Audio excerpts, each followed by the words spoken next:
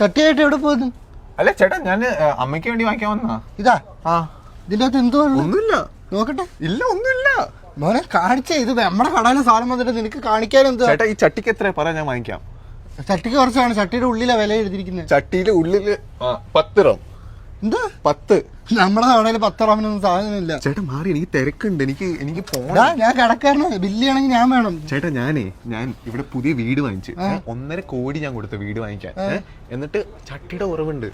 നീ എടാ, ഇത് അലാവുദ്ദീന്റെ അത്ഭുതങ്ങളൊക്കെ ഒന്നുമല്ല നീ കൊണ്ടുപോകാൻ. ഇത് കാണിച്ചിങ്ങോട്ട്. അലാവുദ്ദീന്റെ ഇത് അപ്പൊ ഇത് ഇങ്ങനെ ഒരച്ച വരില്ല? ഒരച്ച വരത്തില്ല. ഇവിടെ എന്താ ഉള്ള വേറെ ഉള്ള സാധനങ്ങളൊന്നും ഇല്ലേ? ഉപകാരമല്ലേ ഇത് മൊത്തം മോനെ? പൂവ്, ചാണകം. ചാണകം ഉണ്ടോ? കിടക്കുന്നു. ചാണകത്തിന് എത്ര? ഇത് ഫ്രഷാ? ഇത് ഫ്രഷ് തോന്നെ. ഇന്ന് രാവിലെ ഒന്ന് പശു വന്ന് ഇട്ടിട്ട് പോയത്. ഓ, താനാണ് കോരിയേ? അല്ല, പിന്നെ വേറൊരുത്തം വന്നായിരുന്നു. ആണോ? കസിൻ ആയിരിക്കും അല്ലേ? അല്ലല്ല അല്ലേ? ഇതിനെത്രയാ? മോന്റെ പേരെന്തായിരുന്നു? ഡിയോൺ.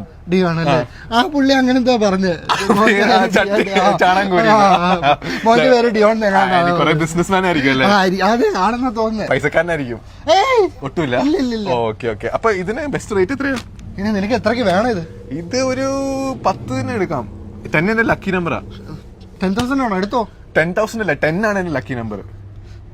ഞാൻ ബാർഗെയിൻ ചെയ്ത് നിൽക്കുന്നില്ല. കാരണം ഞാൻ വേണ്ടാന്ന് പറഞ്ഞ മോൻ ഇത് രാവിലെ കൊണ്ട് പ്രൊഡ്യൂസ് ചെയ്യുമെന്ന് എനിക്കറിയാം. മോന്റെ അതിനുള്ള കഴിവ് ഞാൻ കാണുന്നുണ്ട്. മോത്ത് എഴുതി വെച്ചിട്ടുണ്ട്.